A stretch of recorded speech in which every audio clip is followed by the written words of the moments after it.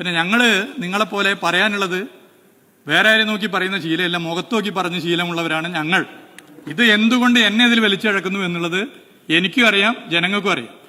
Tourism ഇൻഡസ്ട്രിയുമായി ബന്ധപ്പെട്ട് നിരന്തരം യോഗം നടത്താറുണ്ട്. അത് ഏത് ഗവൺമെൻറ് ഭരിക്കുമ്പോഴും നടത്താറുണ്ട്. ഒരു മാസം 40-ലധികം യോഗം നടക്കാറുണ്ട്. ഇതൊക്കെ മന്ത്രി നിർദ്ദേശിച്ചിട്ടോ മന്ത്രി അറിഞ്ഞിട്ടോ അല്ല. ഈ പ്രത്യേക യോഗത്തെക്കുറിച്ച് ടൂറിസം ഡയറക്ടർ വിശദീകരിച്ചിട്ടുണ്ട്, എല്ലാ കാര്യവും വിശദീകരിച്ചിട്ടുണ്ട്. ഈ യോഗത്തിൽ ഇൻഡസ്ട്രിയുമായി ബന്ധപ്പെട്ട യോഗത്തിൽ എല്ലാ വിഭാഗം ആളുകളും പങ്കെടുത്തിട്ടുണ്ട്, ഹൗസ് ബോട്ട് ഓണേഴ്സ് ഉൾപ്പെടെ. ഇത്തരമൊരു കാര്യത്തിലാണെങ്കിൽ അവരെ പ്രത്യേകിച്ച് വിളിക്കേണ്ടതില്ല.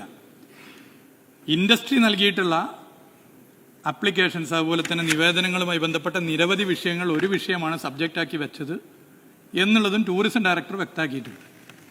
അപ്പോൾ കാര്യങ്ങൾ അതിൽ വ്യക്തമാണ്.